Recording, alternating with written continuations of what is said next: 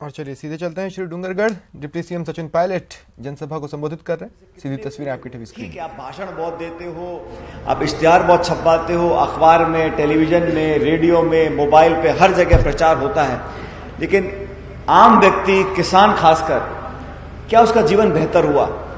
साथियों, आपको बताना चाहता हूं कि पिछले 45 सालों में बेरोजगारी का दर आज सबसे ज्यादा है। 45 साल में इतनी बेरोजगारी आज तक कभी नहीं हुई।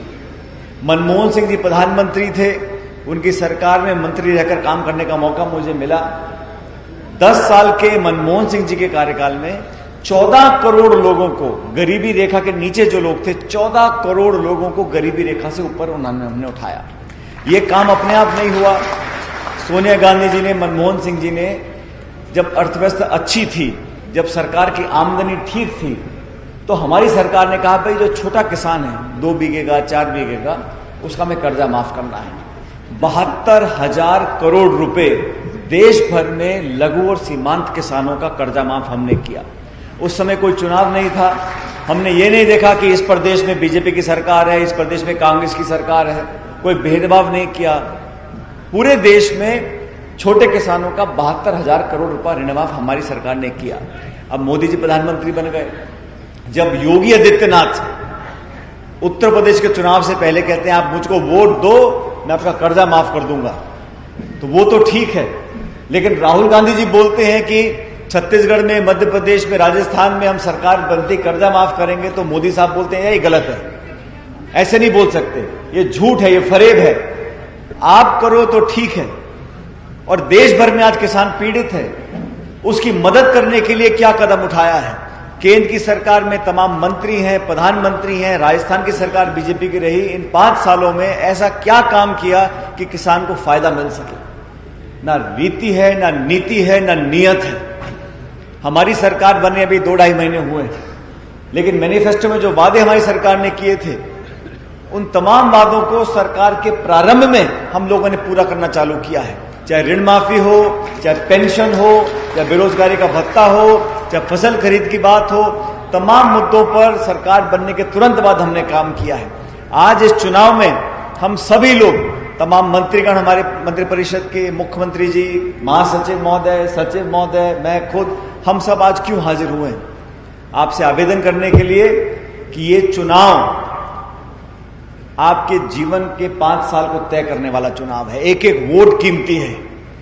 अब ये झूठे वादे, मुखौटा पहनकर बड़े बड़े लंबे भाषण देने वाले लोगों से पूछना पड़ेगा कि सरकार की चाबी आपके पास थी, 5 साल तक सत्ता आपके पास थी, आपने लोगों की भलाई के लिए क्या किया?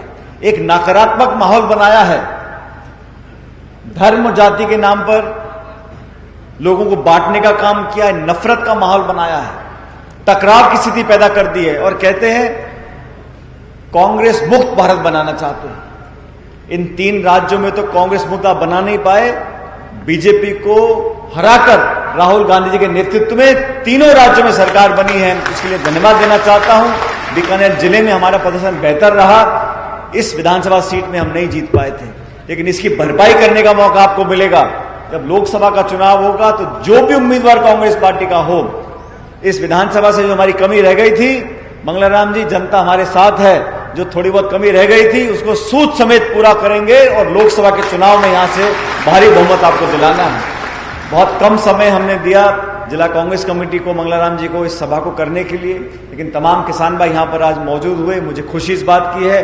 और मैं समझता हूं चुनाव जीतने के बाद, सरकार बनने के बाद पहली बार पूरा संगठन, पूरी सरकार आपके सामने आज हाजिर हुई है। मुझे पूरा विश्वास है कि आप लोग गंभीरता से, हमेशा की तरह, ये जिला कांग्रेस का जिला है, ये नौजवानों का, किसानों का, वीरों का जिला है, और आप सब लोगों के आशीर्वाद की कामना लेकर हम लोग यहां पर आए हैं। मुझे संपूर्ण विश्वास है कि राहुल गांधी जी के हाथों को मजबूत हमें करना है, कांग्रेस के हाथों को मजबूत करना है, और ये हाथ का निशान हमारी पहचान है। इस हाथ के निशान पर बटन दबाकर कांग्रेस पार्टी को जिताओ। जब जब हम लोगों ने संघर्ष किया है, किसानों की बात को उठाया है, बीकानेर जिले के किसानों ने, नौजवानों ने कांग्रेस का साथ दिया है। आज वही साथ लेने के लिए, आपसे आपका समर्थन मांगने के लिए, आपसे आपका वोट मांगने के लिए हम लोग हाजिर हुए हैं। मुझे पूर्ण विश्वास है कि मतदान के दिन भारी बहुमत से कांग्रेस पार्टी के उम्मीदवार को जिताकर आप दिल्ली भेजोगे, ताकि सरकार कांग्रेस की बन सके, राहुल गांधी जी प्रधानमंत्री बन सके और हम लोग सरकारें मिलकर फिर चाहे मूंगफली की बात हो, फसल की बात हो, सब काम हमारे होंगे। एक बार दिल्ली में शासन कांग्रेस पार्टी का बन जाए। आप सब लोग यहां पर आए, स्वागत सम्मान किया, उसके लिए आपका बहुत बहुत धन्यवाद। जय हिंद, राम राम साहब।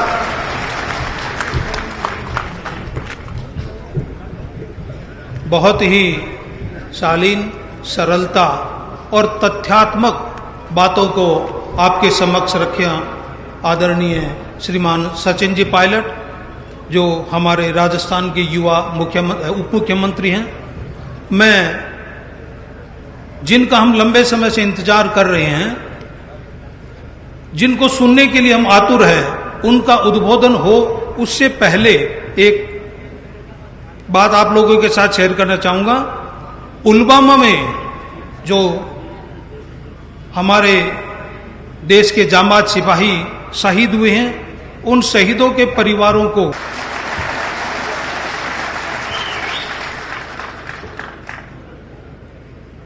इतना कम समय में इतनी बड़ी तादाद में आना ही अपने आप में इस बात का प्रतीक है कि पिछले चुनाव में कुछ कारणों से आप मंगलाराम जी को कामयाब नहीं कर पाए।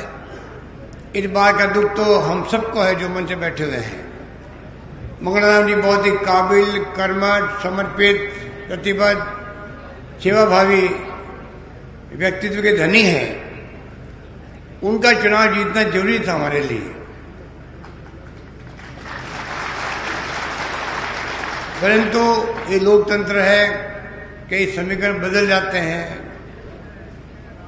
और कई कारण बन जाते हैं। जैसे देखा आपने, पिछली बार भी हमारी सरकार इतने अच्छे काम करने के बावजूद भी,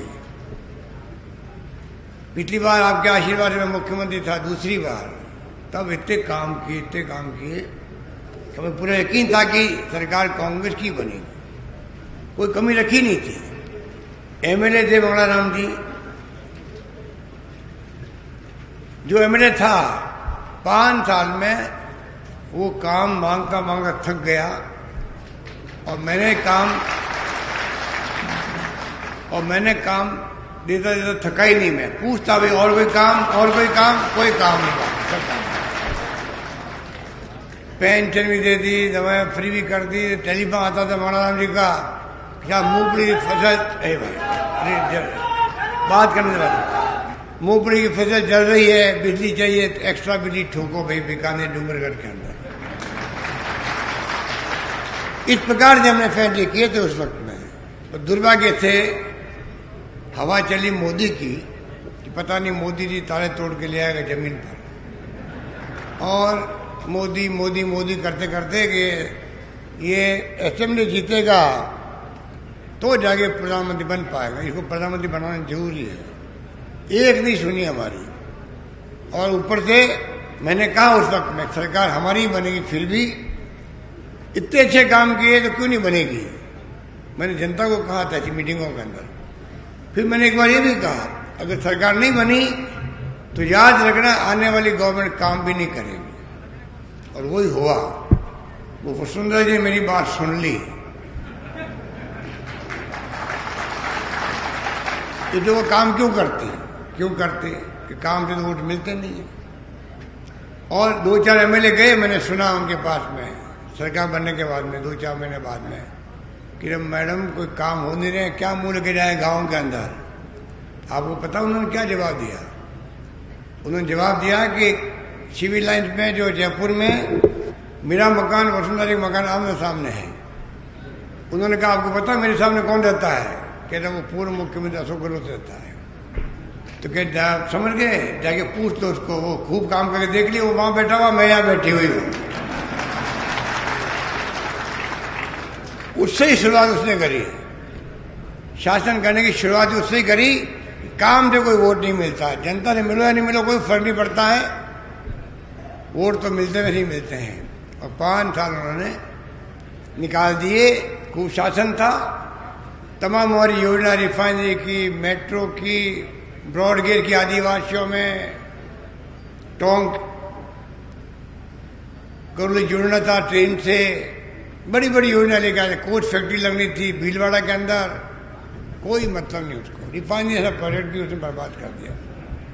कहने का मतलब कि सब बात आपको मार, कितनी बार लाठीचार्ज हुआ आप सबको मालूम है। उनकी सरकार में लाठीचार्ज क्यों होता है? पहली बार मुख्यमंत्री बनी 90 लोग मारे गए थे, 90 लोग मारे। गढ़साना रावला को लोग भूले नहीं होंगे। शीतल गुजर मारे गए थे। आप बताओ मेरे को, एक इंसान का मरना पुलिस की गोली से क्या होता है? वो हुए क्योंकि उनकी सोच ऐसी है। उनकी सोच, मैं समझता हूं कि ये बीजेपी आरएसएस की सोच जो है वो अपने विरोध को सहन नहीं कर सकते। और गांधी जी ने कहा था कि लोकतंत्र के अंदर विपक्ष क्या कहता है उसका सम्मान होना चाहिए। अपना विरोधी कोई है, अपनी पार्टी में भी मान लो, उसकी बात का भी सम्मान होना चाहिए। आपस में मोहल्ले वाले भी हैं, दोस्त भी हैं, कोई विरोध बात करता है तो उसका सम्मान होना चाहिए। ये लोकतंत्र का कायदा है। न मोदी जी न वसुंधरा जी विरोध को सहन कर ही नहीं सकती। इनका लोकतंत्र में यकीन है ही नहीं। ये लोकतंत्र का मुखौटा पहन करके राजनीति में उतरे हुए लोग हैं ये लोग। और कोई नीतियां नहीं है, कोई कार्यक्रम इनके पास नहीं है जनता के लिए जो कांग्रेस का मुकाबला कर सके।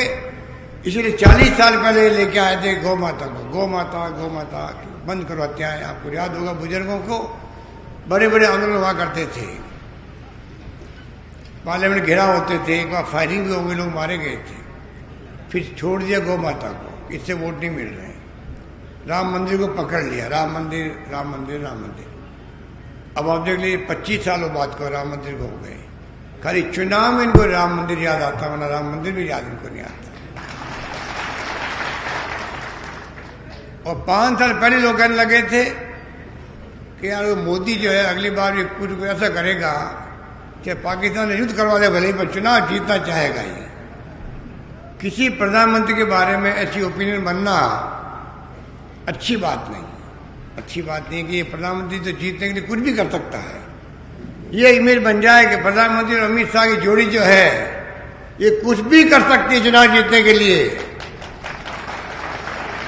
और अमित शाह के मुंह से निकल भी गया 50 साल तक बीजेपी राज करेगी। 50 साल तक इन्हें पूछो, अगर 50 साल राज तुम करोगे, पहले तय कर लिया तुम लोगों ने, लोकतंत्र की हत्या करके करोगे, संविधान की हत्या करके करोगे, तब कर पाओगे।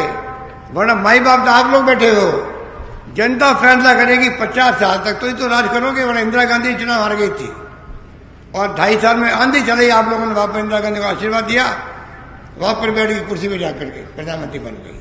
ये लोकतंत्र वो है।